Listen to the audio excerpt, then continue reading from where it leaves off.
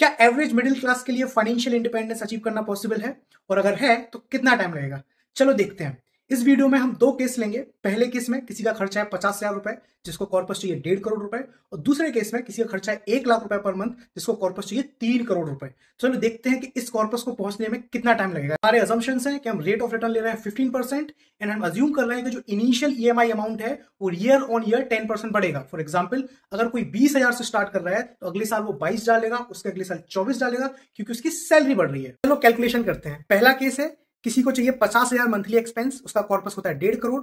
इसको अचीव करने के लिए अगर वो इंसान 50,000 रुपए की ईएमआई पर मंथ कर रहा है तो 9 साल में वो 1.5 करोड़ कॉर्पस पहुंच जाएगा, जहां पे वो फाइनेंशियल इंडिपेंडेंस अचीव कर लेगा। दूसरे केस में अगर किसी के खर्चे 1 लाख रुपए पर मंथ है तो उसको 3 करोड़ का कॉर्पस चाहिए और इस अमाउंट को पहुंचने में उसको 12 साल लग जाएंगे।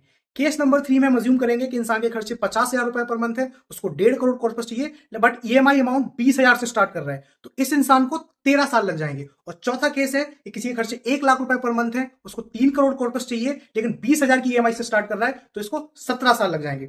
अगर हम अज्यूम करें कि एक एवरेज इंसान 25 साल की उम्र से ईएमआई स्टार्ट करता है, तो चारों केस में 40 साल की उम्र से पहले वो फाइनेंशियल इंडिपेंडेंस अचीव कर सकता है। तो यस, एक एवरेज मिडिल क्लास के लिए एसआईपी के थ्रू, कंसिस्टेंसी एंड डिसिप्लिन के थ्रू 40 के पहले फाइनेंशियल इंडिपेंडेंस अचीव करना पॉसिबल है।